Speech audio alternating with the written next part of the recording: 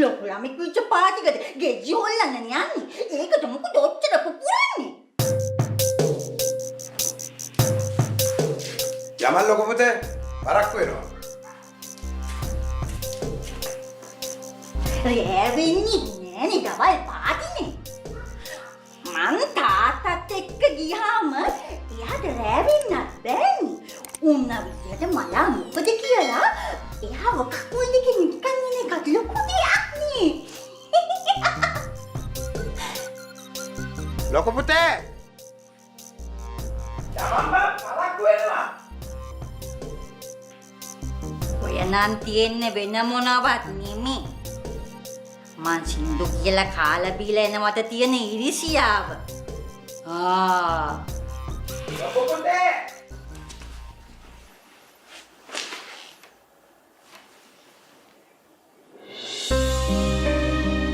තෙරුවන් සරණයි කියලා ඔළුව පොඩ්ඩක් අත ගහන්නකෝ. ළමයානේ වැඳන් ඉන්නේ. ලොකු පුතේ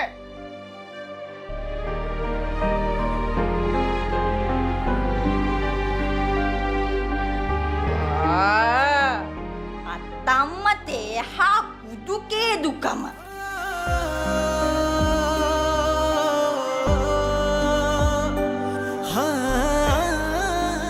පරිස්සමට ගිහින් වරෙන් ලොකු පුතේ.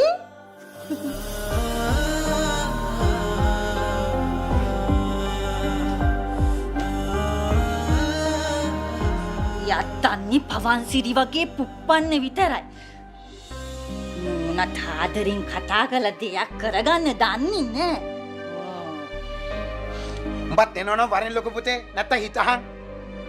අතත් ඔය ගෙජ්ජි හොලවන්න එකෙක් එතනින් හොයාගන්න බැරි වෙන්නේ නෑ.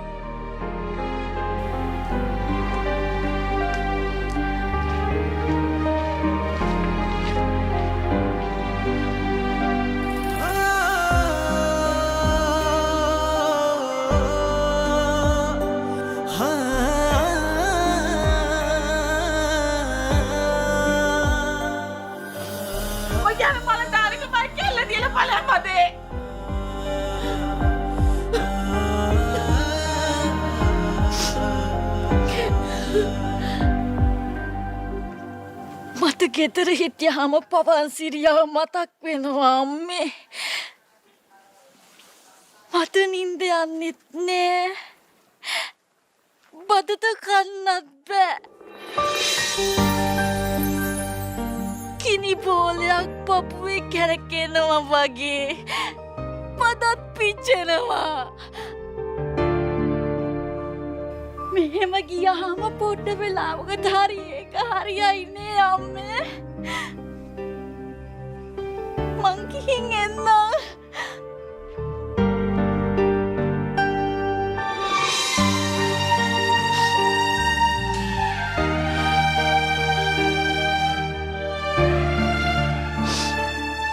කොහෙනම්